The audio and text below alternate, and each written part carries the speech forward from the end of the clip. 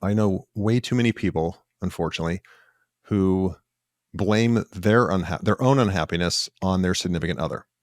If my wife, if my husband, my boyfriend, my girlfriend were just, understood me better and treated me better and were nicer, and which is, you and I know, and I think hopefully most people know listening to this, happiness is an inside job.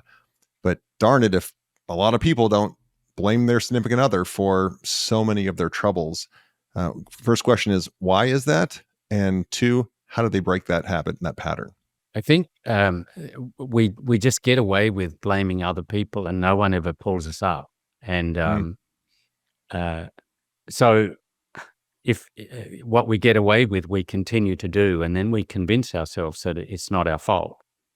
Um, I heard someone say the other day, "Here's the secret to a happy marriage: marry someone that's happy."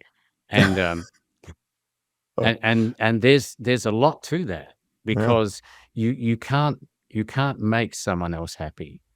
And um, and my own experience is, I can think of times in my life when, if someone had come along and said, "Come on, change your attitude, look on the positive side, be happy," and I'd say, "Piss off," sure.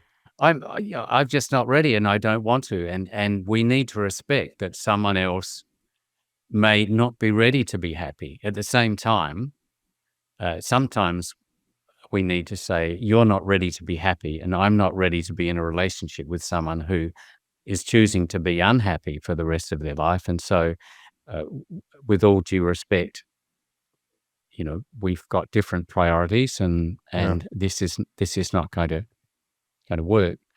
Um,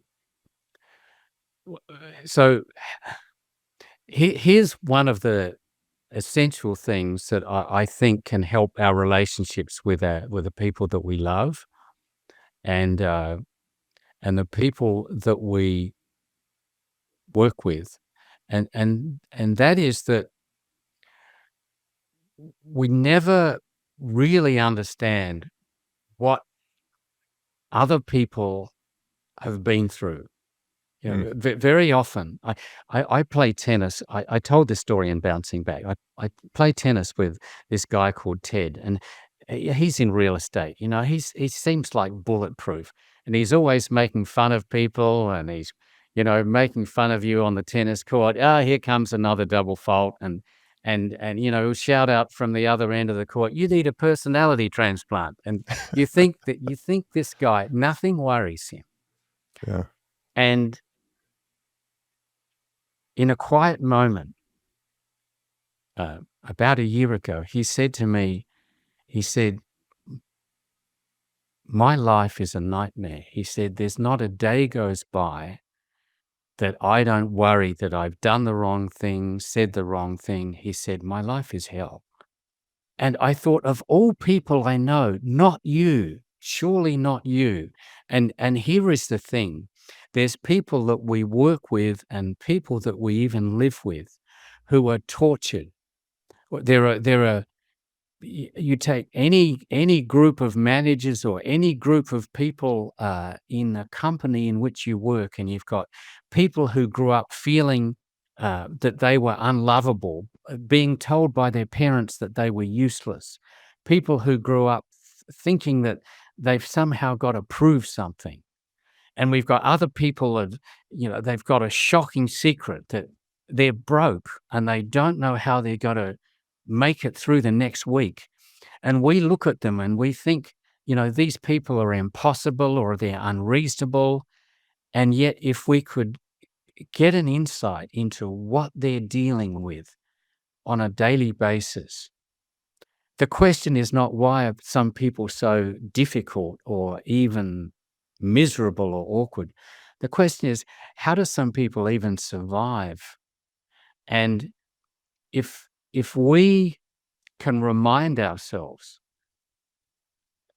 how most people we know have struggled, continue to struggle, believing they're not good enough, believing they're ugly, believing they're unlovable, believing that their brother is smarter or better or their parents love them more, um, then that gives us some space to be you know, more empathetic, cut them a little slack, and that makes a huge difference to all our relationships. Yeah. Yeah.